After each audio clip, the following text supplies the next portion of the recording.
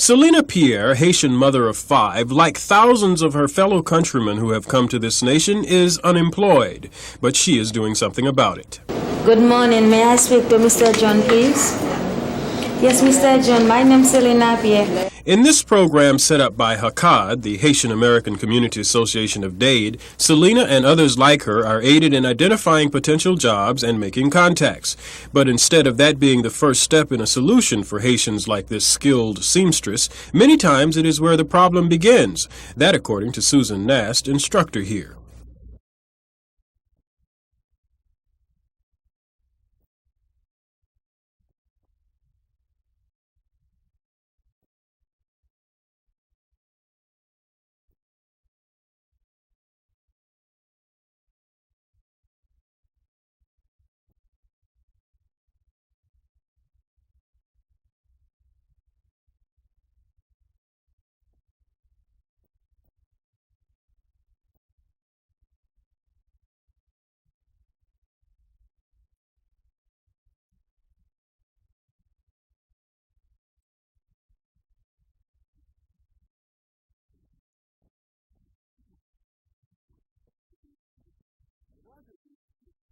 Roger Biambi is executive director of HACAD and is a member of the Haitian Coalition of Community Leaders on AIDS. He feels that the Haitian community is caught in the consequences of the statistics on AIDS and the fear surrounding the disease. 95% of all AIDS victims fall into 4 categories: homosexual and bisexual males, drug addicts, hemophiliacs, and Haitians. We have gotten a call from an employer who stated he had about 20 Haitians working for him. What should he do? Should he fire the Haitians? And we have a recent case of a motel manager who stated that he would not hire Haitians because of AIDS. Roger Biambi says a part of the problem may come from this anti-Haitian mailing campaign to hotels and restaurants around Dade.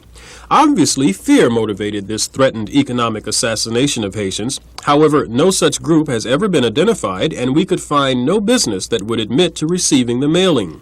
But Biambi offers his own statistics as proof of the declining image of the Haitian worker. For the past 2.5 years, HACAD has placed 90 to 100 Haitians a month in jobs. Recently, that has not been the case.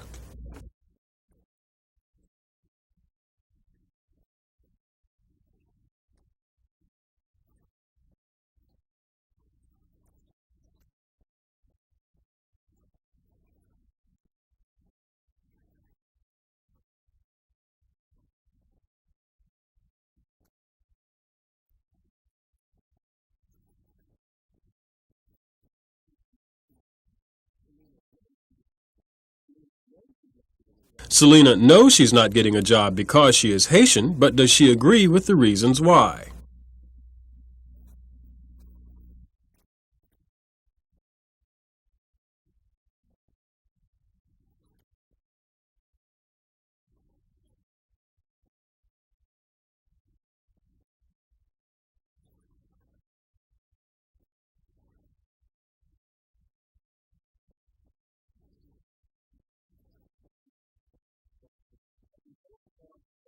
Dr. Jean-Claude Degrange, an internist and member of the Haitian Coalition on AIDS, has fought the stigma that AIDS has left on the Haitian community in both New York City and South Florida. He blames the American medical community for what he calls premature classification, sensationalization, and not allowing Haitian doctors in on the investigation of the disease in their communities.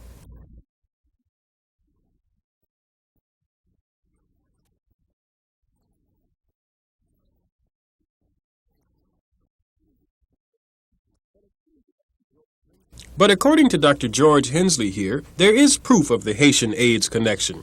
And says the head pathologist at the University of Miami School of Medicine, the proof was arrived at with the help of Haitian physicians in that country.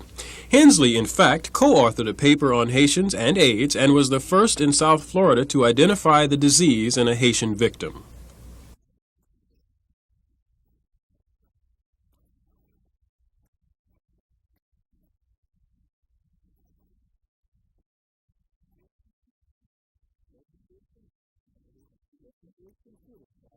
Though he is considered by Haitian leaders as a part of the problem, Hensley tends to agree that things have been blown out of proportion. He blames the headlines and, in turn, the media.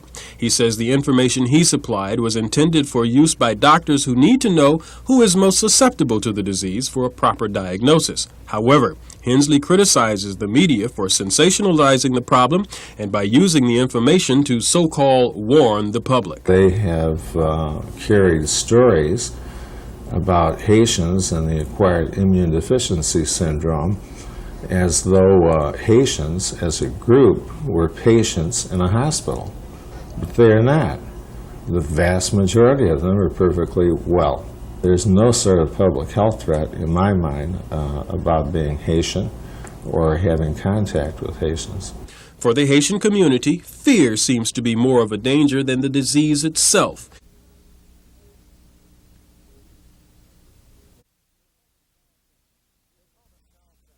They call themselves the Haitian Coalition on AIDS, a group of American-trained, Haitian-born physicians and other professionals. Their long-range goal is AIDS research and help for the families of AIDS victims. Their immediate goal is persuading the Center for Disease Control that Haitians are not a high-risk group. It's amazing to see a high official representative such as CDC has tried to assume rather than prove fact. The most important reason CDC is giving why he refused to take it, I understand, is because Haitians deny being homosexual and drug addict. These doctors accuse the CDC of prematurely and unfairly creating a special category for Haitians.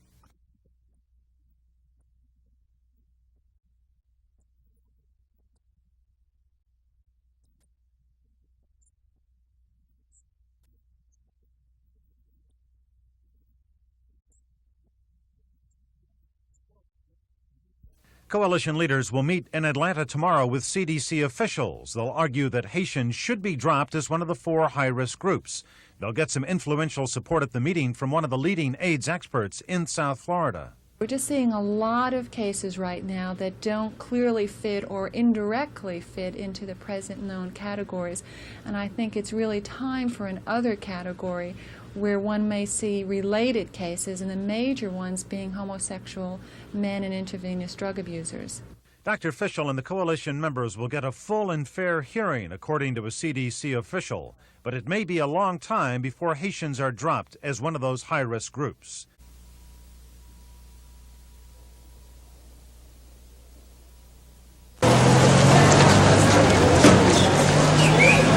The Haitian government says there have been 153 cases of AIDS reported in the last 4 years.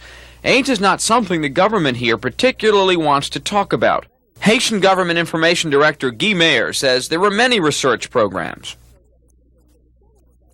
There are many research programs for victims, not only by the government, but by the private sector, the Haitian Medical Association. The Director of Information said to us, if you want to learn more about what doctors here are doing about AIDS, ask them. Well, here we are at the Haitian Medical Association, but there are no doctors here.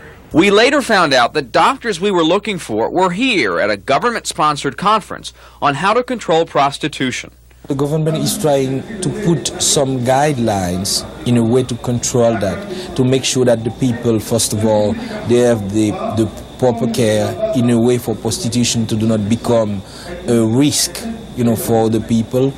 And secondly, we are trying to rehabilitate, the people. Trying to cut down on prostitution is only one thing the government says it's doing to control the spread of many diseases, including AIDS. Despite the influx in the last 4 years, it's believed that most Haitians immigrated to the U.S.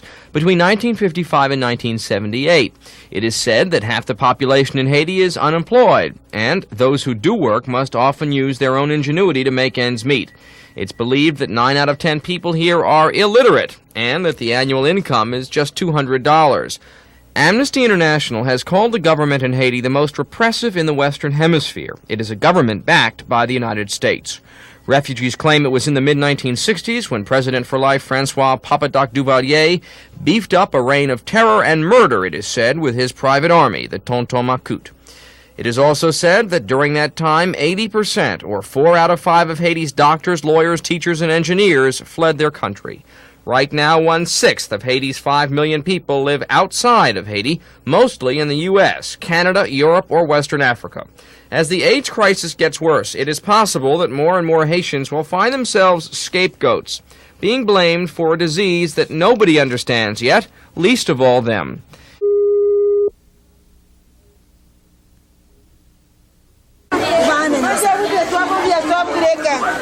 It is not news that Haiti is a poor country. Tens of thousands here are dependent on American and European tourist dollars to survive.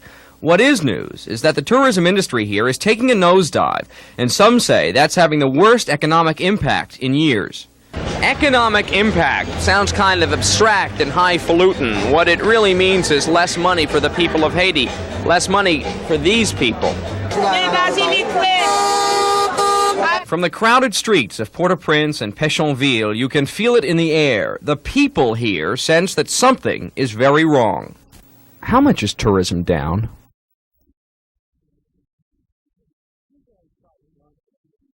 Suzanne Seitz runs one of Haiti's best-known hotels, the Grand Hotel Olofsen in Port-au-Prince. She says local hotel owners have gotten together and talked about suing the Centers for Disease Control in Atlanta. That's the agency which first labeled Haitians as a high-risk AIDS group, something it is now reconsidering. I think they were too quick in putting Haiti on that list, and I think it's very difficult for them to take their word back. It's an enormous thing that they did, and it's an enormous burden for Haiti. A different analysis, though, from Haitian Information Director Guy Mayer. He says the drop in tourism has nothing to do with publicity about AIDS, or as it's called in French, SIDA. The fall in tourism has been more than 3 years. This has been before the blowout of the news of SIDA. Mayer defends his government's recent crackdown on homosexuals. He confirms police shut down this gay bar and says less than a dozen patrons were arrested for their alleged involvement in adolescent male prostitution. We tried to take pictures here, but we were stopped.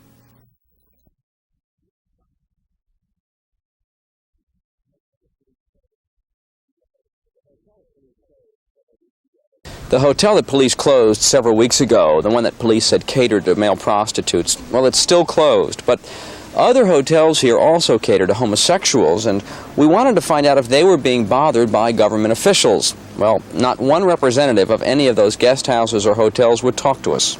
Not surprising in a primitive country where homosexuality is still an extremely taboo subject. Sources also tell us local gays have been threatened with harm if they speak out. Mayer, the information director, denies a gay crackdown and denies more than 12 were arrested.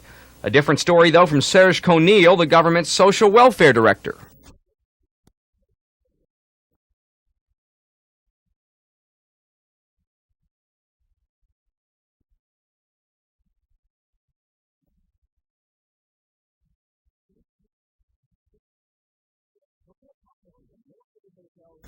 Conille promises more gay hotels here will be closed. The government won't say which ones, but ministers under President for Life Jean-Claude Duvalier say other businesses involving prostitution will definitely be shut down. This is a country of extremes, extreme beauty, extreme wealth, extreme poverty. And some people are betting this year that the nation's economy will be as much a victim of AIDS as the patients themselves. Indeed, they say it may be years before Haiti recovers.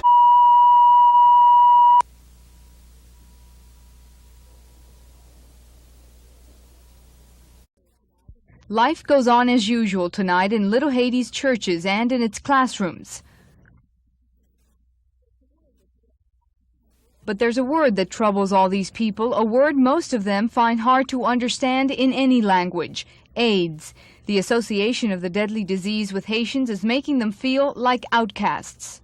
I feel real bad because, somewhere, wherever I go, they treat me like somebody who doesn't deserve to lie and to live.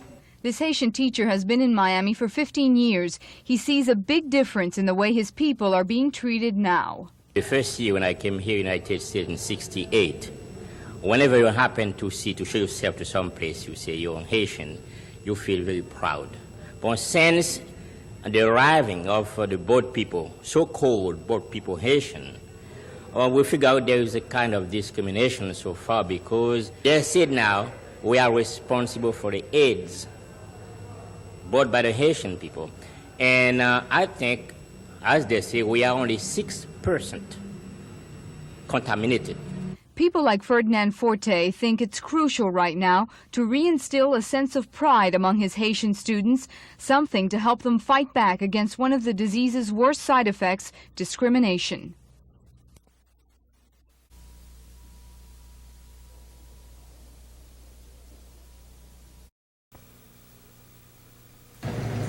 Initially, it appeared as a strange but lethal affliction among the nation's homosexuals. But with alarming speed, the disease, called AIDS now, has turned up in Haitian immigrants in Florida and New York, and also among drug addicts. The disease destroys the body's ability to fight off infection and induces vulnerability to a variety of deadly illnesses, including a rare form of skin cancer. AIDS kills nearly 40% of its victims, and no one has found a cure. Among the high-risk groups are Haitian communities where AIDS has been diagnosed in men and women, infants and adults. Doctors who treat refugees say Haitian awareness of the disease is just beginning. At this time, they are starting to find out about it a bit more. They are more aware of it than several months ago. Discovery of AIDS cases among hemophiliacs and blood transfusion recipients has sent a shudder through the nation's blood banks, where contamination by a possible AIDS factor would be catastrophic. We're asking each of our donors if they have AIDS or if they've come in contact with AIDS, and we're asking them if they have the symptoms which we know are associated with AIDS. Blood bank officials, however, stress the evidence linking AIDS with transfusions is inconclusive and donors are never at risk when giving blood. A nationwide crash program is underway to learn the cause and spread of AIDS, but for now, health authorities can only keep an anxious watch on the disease's progress.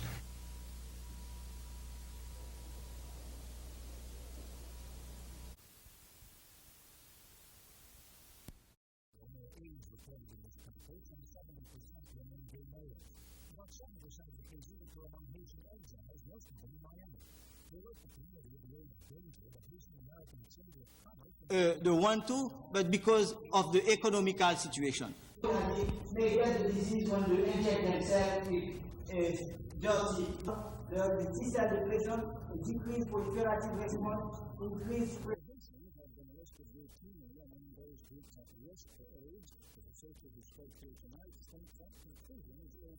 If he has to talk to an Haitian American doctor, an American doctor, which doesn't speak his language, and the problem because as you can see, those cases are the doorbell every 2 weeks, every month. There's a challenge to the family in our society.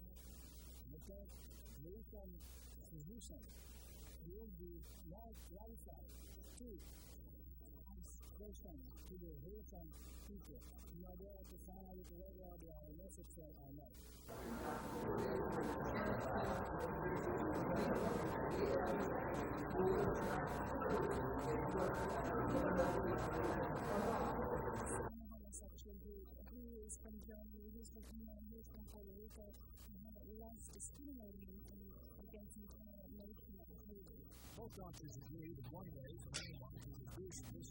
In March 1983, it's not 1982, I'm sorry.